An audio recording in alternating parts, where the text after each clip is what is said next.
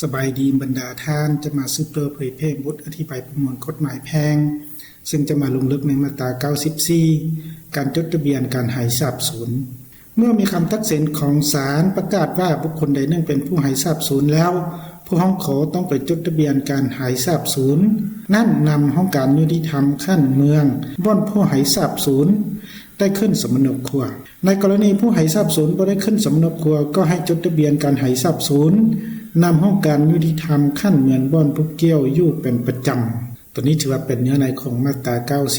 94 และต่อมาจุดประสงค์ของมาตรานี้ก็เพื่อกำหนดให้เห็นว่าการจดทะเบียนการหายทรัพย์สูญถูกรับรู้และสามารถเปิดเผยต่อสาธารณะอย่างเป็นทางการได้ภายหลังศาลได้ประกาศว่าบุคคลใดหนึ่งเป็นผู้หายทรัพย์สูญแล้วตัวนี้ถือว่าเป็นจุดประสงค์และต่อมาตัวอย่างอินตามตัวอย่างของมาตรา 93 ก่อนที่ธนาคารขอเจ้าเฮี้ยงห้องหรือทวงให้เมียของก่อใช้แทนหนี้สินที่ก่อ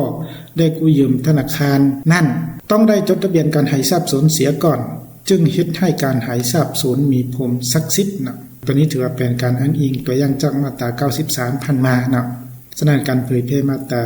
94 มาฮอดนี้ก็ได้สิ้นสุดลงเพียงเท่านี้ขอขอบใจ